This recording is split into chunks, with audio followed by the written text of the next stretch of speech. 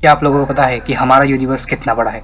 देखिए, हमारे यूनिवर्स में 2 ट्रिलियन से भी ज़्यादा गैलेक्सीज हैं। हर गैलेक्सी में 100 बिलियन से भी ज़्यादा स्टार्स है और हर स्टार के आसपास प्लैनेट्स, मून्स, एस्ट्रॉइड और बहुत कुछ हो सकता है। ये सब देख के लगता है कि हमारा यूनिवर्स कितना बड़ा है, कितना विशाल है, कितना वास्ट है, कितना इनफाइनाइट है। लेकिन आपको पता है, ये सब गैलेक्सीज, ये स्टार्स, ये प्लैनेट, ये सब हमारे मतलब हम और आप, ये सिर्फ 5% हिस्सा है यूनिवर्स का, सिर्फ 5%। तो बाकी 95% क्या है? हम देख नहीं सकते, हम टच नहीं कर सकते, हम उसको मेजर तक नहीं कर सकते, लेकिन वो है और पूरे यूनिवर्स को कंट्रोल कर रहा है। तो आज TCU पे हम बात करेंगे उस 95% की जो दुनिया में है, डार्क मैटर और डार्क एनर्जी की कहानी, डिस्कवरी से लेकर फिजिक्स की सबसे बड़ी लिमिट तक। तो शुरू से शुरुआत करते हैं। बात है 1929 की, कैलिफोर्निया, अमेरिका। एक एस्ट्रोनॉमर एडविन हबल, ये अपनी टेलीस्कोप से कुछ गैलेक्सी स्टडी कर रहे थे, बट इन्होंने कुछ ऐसा देखा जो शायद किसी ने पहली बार देखा होगा और इसके बारे में कभी सोचा ही नहीं होगा। इन्होंने देखा कि गैलेक्सी हमसे दूर जा रही है। हबल ने नोटिस किया कि गैलेक्सीज की लाइट रेड शिफ्ट हो रही है। अब रेड शिफ्ट क्या है? जब कोई चीज़ तुमसे दूर जाती है तो उसकी लाइट की वेवलेंथ स्ट्रेच होती है, रेड की तरफ जाती है, मतलब रेड की तरफ शिफ्ट होती है। जैसे एम्बुलेंस की सायरन दूर जाते वक्त पिच बदल जाती है उसकी वजह से। और ये सिर्फ 1-2 गैलेक्सी के साथ नहीं, सारी गैलेक्सीज हर डायरेक्शन में हमसे दूर जा रही थी। मतलब यूनिवर्स एक्सपांड हो रहा है कंटिन्यूसली, हर सेकेंड, हर वक्त, हर घड़ी। अभी भी वो स्टैटिक नहीं है, वो फैल रहा है। इन्होंने साइंटिफिक कंफर्मेशन दिया, हबल्स लॉ। जितनी दूर गैलेक्सी उतनी तेज दूर जा रही है।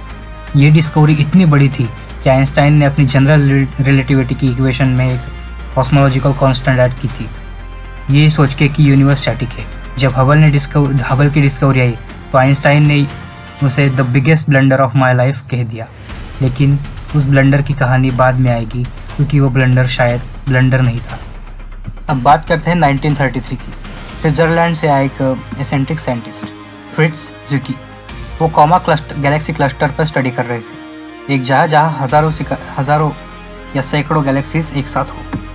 प्रॉब्लम क्या थी? गैलेक्सीज बहुत फास्ट थी। ज़ुकी ने गैलेक्सीज की स्पीड मेजर की और कुछ अजीब पाया। गैलेक्सीज क्लस्टर के अंदर बहुत ही ज़्यादा फास्ट मूव कर रही थी।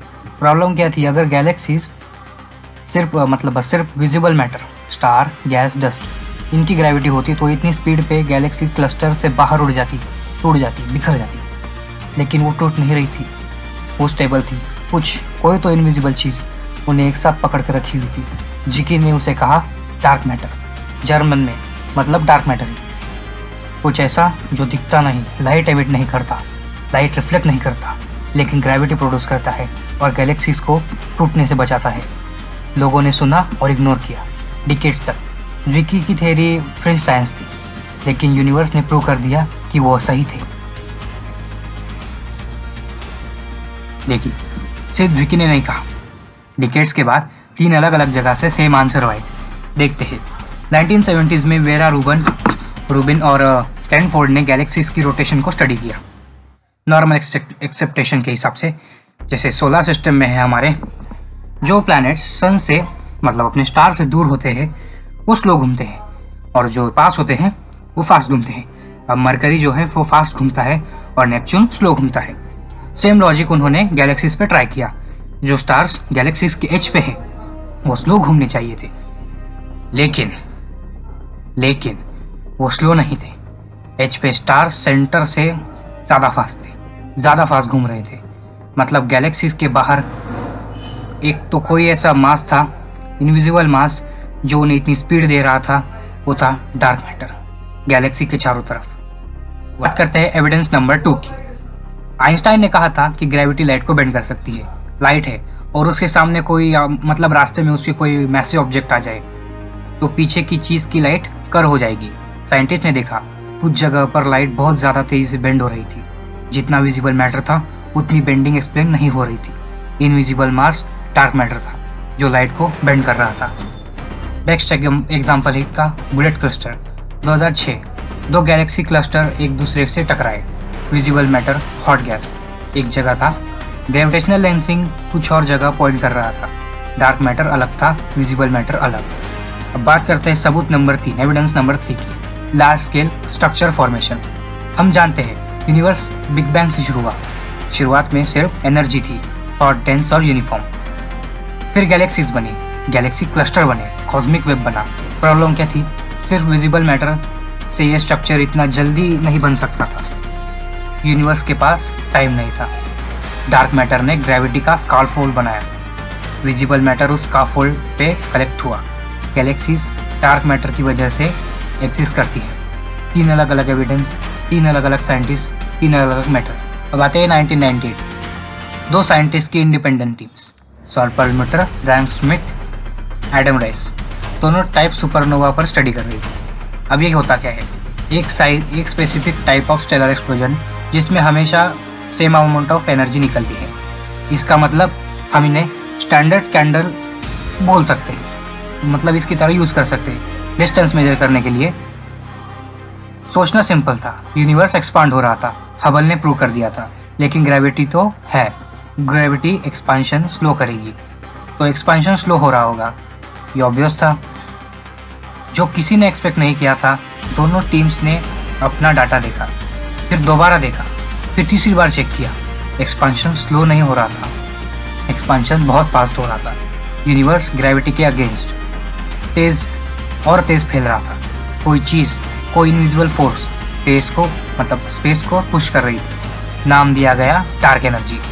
इसके लिए परलमुटर और स्मिथ और राइस को 2011 में नोबेल प्राइज से नवाजा गया था फिजिक्स में। तो पूरा पिक्चर क्लियर हुआ। देखते हैं यूनिवर्स, पूरा यूनिवर्स, सब कुछ कैसे बना हुआ है।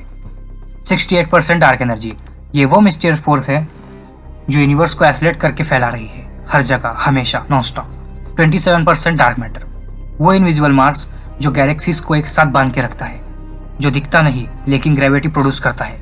5% normal matter, stars, planets, galaxies, black holes, ocean, mountains, हवा, आप, मैं, हम सब कुछ जो जानते हैं, मतलब देख सकते हैं, ये 5% में आता है। पूरी मिल्की वे, 2 ट्रिलियन गैलेक्सीज, हमारे सन जैसे 100 बिलियन स्टार्स सिर्फ हमारी गैलेक्सी में, और हम और आप में उसका 5% है, इन्फिनिटली स्मॉल हिस्सा। हम बेसिकली यूनिवर्स का 5% समझते हैं, बाकी 95% अभी भी एक मिस्ट्री है। अब आता है असली मुद्दे पे। अब हम वहाँ पहुँचने वाले हैं जहाँ साइंस की टेक्स्ट बुक खत्म हो जाती है और असली सवाल शुरू होते हैं। अभी तक एक भी डार्क मैटर डिटेक्ट क्यों नहीं हुआ? 3 पावरफुल एविडेंस है डार्क मैटर के लिए, लेकिन अभी तक डिटेक्ट नहीं हुआ।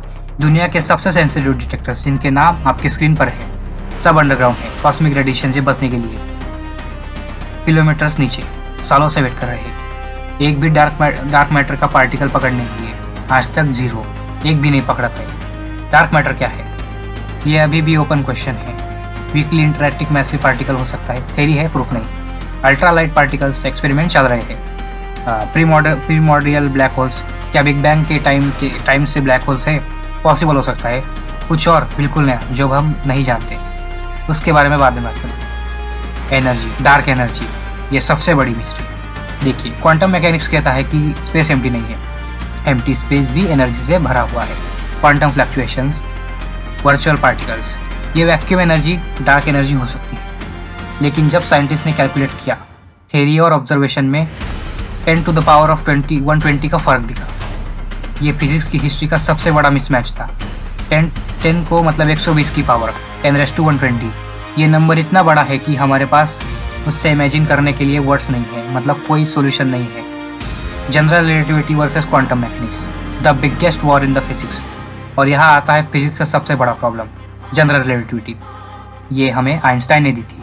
यूनिवर्स के लार्ज स्केल का description, galaxies, black hole, space time curvature perfectly tested, perfectly accurate large scale पे। क्वांटम मैकेनिक्स, यूनिवर्स का सबसे स्मॉल स्केल का description, atoms, particles, energy perfectly tested है, परफेक्टली एक्यूरेट है स्मॉल स्केल पे। दोनों थ्योरीज अपनी अपनी जगह परफेक्ट काम कर रही है, लेकिन दोनों एक साथ कंबाइन करने की कोशिश करो तो मैथमेटिक्स टूट जाती है। इक्वेशन इनफाइनाइट प्रोड्यूस करते हैं, आंसर मीनिंगलेस हो जाते हैं। फिजिक्स के पास कोई एक यूनिफाइड थ्योरी नहीं है जो दोनों को एक्सप्लेन कर सके। डार्क मैटर और डार्क एनर्जी उसी गैप में है। न जनरल रिलेटिविटी फुली एक्सप्लेन कर पाती है, न क्वांटम मैकेनिक्स। यहाँ फिजिक्स की लिमिट लग जाती है। यहाँ से अनजान टेरिटरी शुरू हो जाती है। आज की डेट में हमारे पास बहुत सारे बड़े बड़े मॉडर्न सैटेलाइट्स हैं, एआई है, क्वांटम कंप्यूटर्स है, हम एटम्स को तोड़ सकते हैं, डीएनए भी एडिट कर सकते हैं, और फिर भी जो 95% यूनिवर्स है हम उसके बारे में ऑलमोस्ट कुछ नहीं जानते। डार्क मैटर जो हमारे बॉडी से गुजर जाता है, आर पार निकल जाता है, अभी भी निकल रहा है। डार्क एनर्जी स्पेस को पुश कर रही है, अभी भी कर रही है, और हम बस देख रहे हैं। शायद डार्क मैटर और डार्क एनर्जी हमें एक ऐसे रियलिटी की तरफ पॉइंट कर रहे हैं जिस रियलिटी के बारे में फिजिक्स ने अभी सोचा भी नहीं होगा। या तो हम यूनिवर्स को गलत समझ रहे हैं, या फिर रियलिटी हमारी सोच से बहुत बहुत अलग है, और शायद वो 95% 95% अंधेरा नहीं है। शायद हम अभी भी अंधे हैं। इस सवाल का जवाब टीसीयू पे आएगा जल्द ही। जय हिंद।